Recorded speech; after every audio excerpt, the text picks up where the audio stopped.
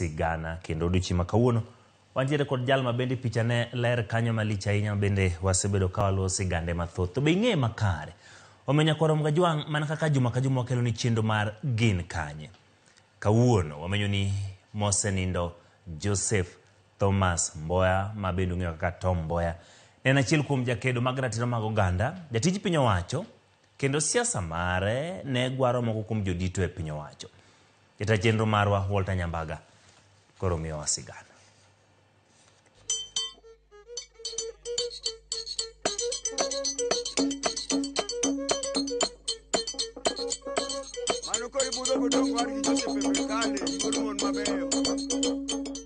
Ega mar gana achiel 1969 tarik 5 dwe mar 7 nduru kanyakla kod muchni gi uwi ne okwako gweng' ma Kamsegre. Kalit en mar lendo mar Thomas Joseph Mboya. Bang'e noduogo wike ka higni 55 mosekalo. Bang' chopo kendo yudo bet mar bilo wach kod Paul Ndiege, penjowa maduong' en ni to Tom ne ng'at manade, nonyuole kanye to osomo kure? Kuma wantie kama Sengre Rusinga ka te dala yie ka jaduong' Leonardus Ndiege mane wuon Tom to konyuol Rusinga. E ndalo mekwa koloni ka mzee Ndiege nobedo achiel kuom vijana mane otegna ahinya mane oyudo luonge tije mne gitie shamba madongo mek wa koloni ka. Gitiyo kama iluongo ni Kilimambogo, Oldonyo Sabuk, Ukambani kocha. Koro kono ka jaduong' noyudo luong mar dhi tiyo kaka jang'ad makonge, nowuotho gi Mikai Mamin Tom Masela. Kanoromo tarik 15 dwe mar 8 higa 30 Tom nonyuol kanyo. Tom nochako kama iluongo ni Kabam Mission School. Bang'e noyudo luong kendo modhie skunde mek jodologo iluongo ni St. Mary's Yala man machiegni ka. Nodhi e skul maniluongo ni The Holy Ghost. The Holy Ghost kawuono en Mang'u High School. Tom ni ema koro ning'iyo kaka taya. Jaduong' ni noneno ni koro ter Tom kama iluongo ni Royal Sanitary Institute Lower Kabete Nairobi. Kacha kane gitiegore ne nitiere moro matin michulogi. Koro mane nyalo konyo Tom e rito jonyuol ma koro gibene idho to gowetene mne ni chien mane nyalo dwaro bende tiegruok. Nomiye nafas kata thuolo mar dhi tiegruok kama iluongo ni Oxford University, Britain kata Uingereza. Oxford ka nodhi alap kata branch moro miluongo ni Ruskin College. Ka sana nodhi mna tiegruok e yore mek tije mek riwo wi jotich kendo kedo ne ratichgi.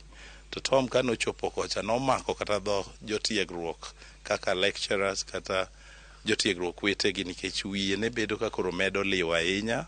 Ne gichako kata luonge ni achiel kuom jopuonjgi miluongo ni lecturers ka kata odiero man gi ringre marateng' to nigo buongo mar odiero. Nochako tije kanye? Odonje tichgi maniluongo ni Nairobi City Council kaka joma ng'iyo weche mek ler mar alwora. Ka ne bedo matek ahinya ne ja Afrika marangi ne rateng', mokwongo ni nyalo migi kit twech machuno ni girwak manyiso ni gin gipogore gi jorachar ka. E yore mek dhi e tich ne chuno ni gin nyaka ang' giwuotha gi tiendgi. Oganda mamoko ma jorachar gi ni nyalo ter gi nyamburko. Kogi ke weche mek wuotho kuonde mne gitime tijegi, kuonde jorachar gi ne ok oyiene gidonje nikech rangi gi achiel marateng' no. To bende marach ahinya to koro kano gike wach mek chudo niyudo ni ichulogi matin kuom tich magitiyo machal gi jorachar. Koro ma Tom noneno kata seche mane pod odak gi jonyuolne kuma ne jaduong' tiye Kilimambogo, ma Tom noyudo jiwruok mowacho ni en to koro owuok oko. Paul miyowa kaka Tom Mboya nochako kedo ne ratiro mag oganda. Ohangore otudore gi matin kuom joma ne gitiyogo gichak kedo ne ratirogi. Koro Tom nochako mna gi luongo tudruok matindo magibede jomatin ne ginyalo go mbaka kuom weche maginene pek. To Tom nobedo ng'ano ma jachia kendo wuoyi motegno. Nonyalo kawo wechegi makoro bendo porie gi jorochargi. Koro ne giyudo yot matin to ne pod ok ber ahinya. E kinde ma mbaka dhi nyime, be nomiyowa kaka nochako siasa e kindego. Ngimane madonje siasa sana okelo kata ochako nenore kata ochako hangore sama koro chako wacho ni en nyaka ochung' mondo oked ne ratiro ma jotich wetegi gi en owuon e bwo wagunda kata wakoloni gi. Tom nogiko gwinyre paro kod wach jorochere kendo seche moko ne iuthe adua. Jorochere otemo kedo kode malich kata bang'e ne giko minyalo riembe kata tich. Nyalo ndikne kata barua mar riembo nikech odwa kelo wich jopiny kanyakla mondo ng'e ratichgi. Ratiro koseng'ere ndalogo ne yudo ni koro maricho manitimo negi kati loso mang'eny e wigi moloyo gimonego ilosi nok ber ne jorochere nikech ne gidwaro mwandu. Koro ma nomiyo seche moko inyalo uthe, inya riembe tich, onyatim ang'o to nochung' kar tiende. Emomiyo bang'e nyaka kawuono ti waparo Tom kaka achiel kuom jakedo. Wacho ni tend Moi kod Kenyatta nene kaka gik magoyo sirikal. Ne bedo matek ahinya nikech kineno sirikand Kenyatta ka Tom oduogo moya somo Uingereza. Tom noduogo motemo dhi mbele gi tijene mekedo ne ratiro ma jotich. Kogik higa 57 sirikand ukoloni nojok ni Kenya koro ginyalo miye thuolo matin mondo ochak dongo kaka piny madwa bedo piny mochung' kitiende kien. Koro Tom ni ne omi Kenya thuolo matin mar bede gi josiasa moko matin e sirikand wakoloni kucha. Koro Tom no temo mo manyo thuolo e Nairobi area. Siepe Tom ne gin ng'a gini? Tom ka tieko sombe ma Oxford, Tom noyudore gi jatiegruok miluongo ni William Scheinman ma ben en jatiegruok maya e piny miluongo ni Amerika. William ni ka gimoko mek jotiegruok wetene noduogo ere malich. Nitie gima niluongo ni American Committee on Africa. Bende noting'o jodito kaka Martin Luther King, John F. Kennedy, Harry Belafonte gi mamoko. Jali kaka jatiegruok wadgi notude gi jogi ma Tom ka notieko sombe ka to ne gimiye thuolo mokwongo mar dhi timo limbe man be omakore mana gi jatiegruok wadgi ma gibedo ma ging'iyo kono matin ema bang'e noduogo. Tom nochako thuolo mar chiwo thuolo ne rowere madwaro tiegruok. Tom kogik 59 nosebedo gi lek ni Kenya nyalo bedo gi loch machiegni. Achiel manohango ne ni dhi bedo ni Kenya koyudo loch to diero ka bro dok.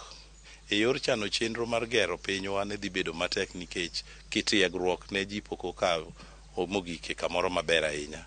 Koro Tom lek ne ni ochak wach ma iduogo luong ni Africa Airlift e bwo maniluongo ni African American Students Foundation mane osiepene mane ni loka ka John F. Kennedy gini ne timo mondo konye mondo wahia mane wigi bedo kabith bende ne nyayudo thuolo mar dhi tiegruok. Koro bang'e sama Kenya yudo lochni ne ginyalo biro Kenya mondo gikony gero pinygi.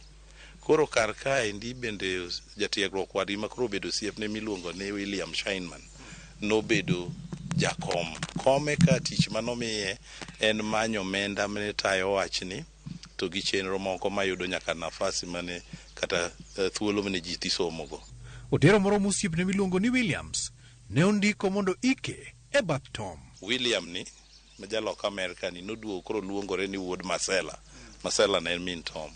Bang'e William noyudo thuolo bende mar buogo piny kano jok mo oketa ndike ni en chieng' kotho koro en wuod Masela ma wuod Chula Rusinga kaka itimo gweng'gi kitgi gi timbegi en wang'o ringre. Bang' wang'o ringre neno Tom oyiene mondo chieng' iike bath kuma nike Tom. Sechego nokwa ging'eyo ni ng'ama nyalo kuongo nindo. Koro oduogo bedo ni Tom onindo 69 nek mabe wabobire. William oduogo dak kuom higni 30, 69 nyaka 99 kaka jadala ka kendo osiep dala kendo osiep Kenya. Koro en oduogo tho kobiro mogik dwe mar adek 99. Kado dok koro higa gi tuoche nogoye motho nowang' ringre chan motim mokel oyik kaka inenono. Ng'iyo mare kod Kenyatta ne ogwenyore kane paro ni rieko mare ne chicho sirikal. Tom ne bedo gi pogruok matin e wachni nikech en kar chakruok ne en gima nong'iyo ni okel Kenya kanyakla maonge weche dhoudi, okel Africa kanyakla emomiyo bang'e oduogo luonge kata ni Pan Africanist.